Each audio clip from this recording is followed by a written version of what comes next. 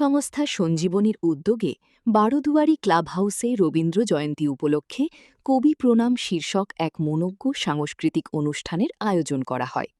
অনুষ্ঠানের সঞ্চালনার দায়িত্বে ছিলেন আলপনা বোস। অনুষ্ঠানে একে একে পরিবেশিত হয় কবিগুরুর কালজয়ী একাধিক রবীন্দ্রসঙ্গীত।